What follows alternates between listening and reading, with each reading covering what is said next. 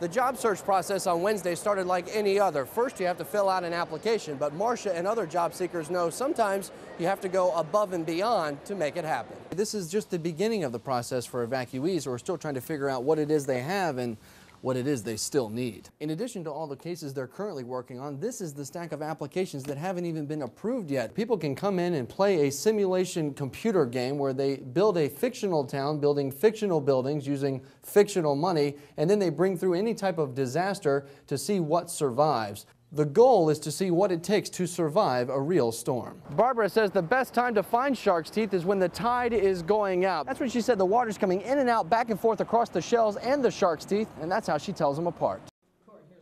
On a hot summer day, Public Defender Ori West did what she could to help folks in her office cool off. But recently she began to wonder who would help her office get through a backlog of cases. The public defender has always been traditionally underfunded, but we try to make it work. But when I lose four of the 8 people that process paperwork, it just can't work. West will hire back 2 recently laid off employees to help her get these files ready. So my attorneys can do their job in the courtroom. So when they go pick up a file like this, it has all the paperwork in it that they need. It has everything to just go forward. That also means prosecutors can help clear some of their cases out. It really is a 3-legged stool where you have the defense, the prosecution, and the judges or the courts. And to process those criminal cases through the system, you have to have all 3, working at capacity. If any one of the 3 is really is short on resources, then the other 2 can be ready to go and still not have anything to do. In addition to all the cases they're currently working on, this is the stack of applications that haven't even been approved yet. The public defender says there's a good reason for this as well. A few more people are doing that now than did it before. And I also think that it has to do with criminal domestic violence, drug usage. Depression causes people to step across a line sometimes they wouldn't step across.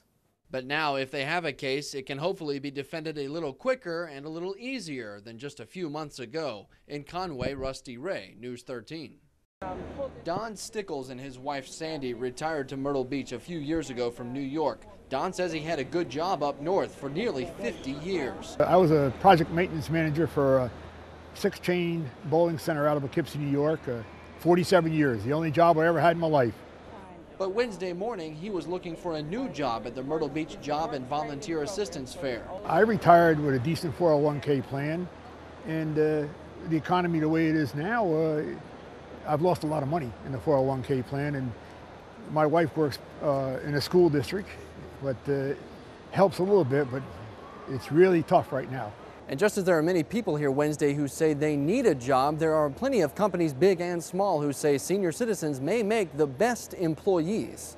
The local Bilo district manager says seniors work well with customers because they've been there, done that before. Most of the folks are retired. They do a great job, and we are very excited to have as many on board as we possibly can.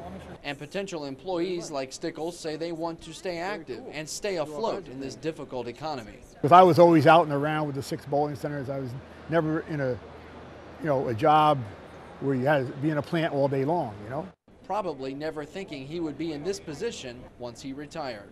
In Myrtle Beach, Rusty Ray, News 13. Michael Simonet could be like the rest of his friends in Leesburg, Virginia. Push the middle ones back. Thank you, Jacob. But he's not spending his senior trip laid out on the beach.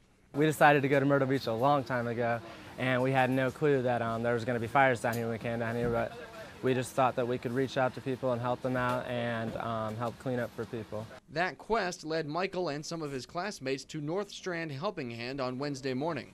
What they're doing is they're sorting through the clothes and sizing them and sexing them, and that way when people come in and say, I'm a medium lady, we can just pull those clothes out and they can have them right there. It'll be very organized. And that makes Margaret Owen's job much easier. And they called and said, what can we do to help? And it's great because they're young kids who have muscles, and we need those muscles to help us move things around and get organized. The folks here at North Strand Helping Hand say they appreciate the youth's help and their enthusiasm because they say this is just the beginning of the process for evacuees who are still trying to figure out what it is they have and what it is they still need. Trying to get them into a new place to live and getting their house set back up so that they can be fully functional in their homes.